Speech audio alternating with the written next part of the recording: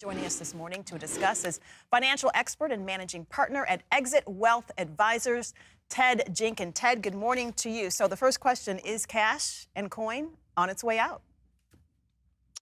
Well, I don't think immediately, Fanch. And look, a lot of people thought that writing checks was going to go away, but there's still people that write checks every single month. But over time, maybe the next 20 or 25 years, it's certainly very possible that we will end up being a digital dollar society. We see this in things like Bitcoin, stablecoin, and the government loses lots of money every year because people take tips in cash and businesses underreport by billions of dollars the money they get in cash every single year.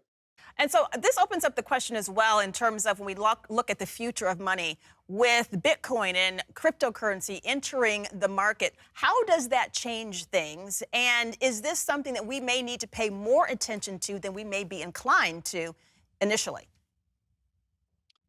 Well, look, when it comes to something like the penny, think about this. When was the last time that you saw the give a penny, take a penny dish? People just aren't taking pennies anymore.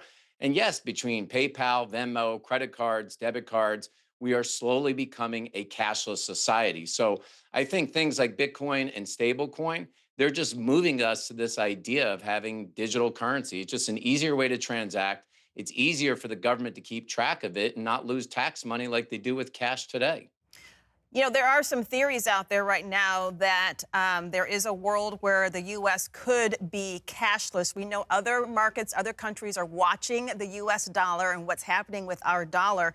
Do you think that's actually possible? And would our government ever make a move, do you believe, to be completely digital? Because, again, there's a lot of talk surrounding this topic.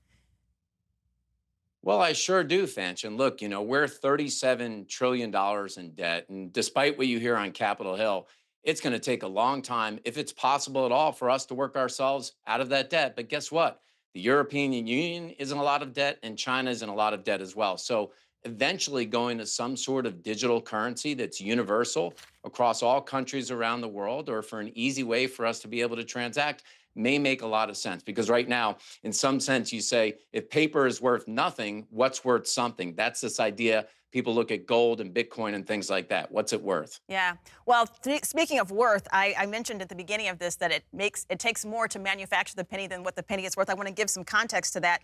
The 1 cent coin actually costs about 3.7 cents to manufacture and distribute, and those are 2024 numbers. So, wow, that's a huge disparity when you look at the value of the dollar and the penny.